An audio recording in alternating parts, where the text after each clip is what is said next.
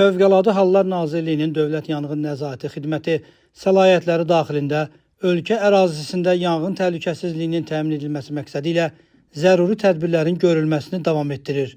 Bu çərçivədə Dövlət Yanğın Nəzarəti Xidməti tərəfindən Sumqayıt şəhəri Yəhya Məmmədov küçəsində yerləşən Sadıqov Cəlil Alimoğluna məxsus oksigen balonlarının doldurulması sexində keçirilən yoxlama zamanı yanğın təhlükəsizliyi sahəsində çoxsaylı nöqsanların mövcud olduğu, həmin nöqsanların insan həyatı və ya sağlamlığına, ətraf mühitə və dövlətin əmlak maraqlarına birbaşa təhlükə yaratdığı müəyyən edilib.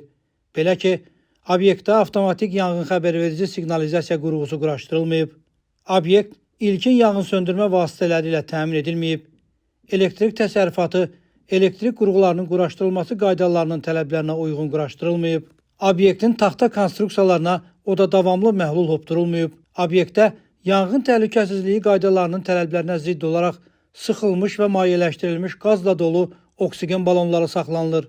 Obyektin ərazisi quru ot və kol-kosdan təmizlənməyib. Beləliklə, mövcud vəziyyət onu göstərir ki, obyektin istismarının davam etdirilməsi nəticəsində orada hər an baş verə biləcək yanğın qısa müddətdə genişlənərək faciəni qaçılmaz edəcək.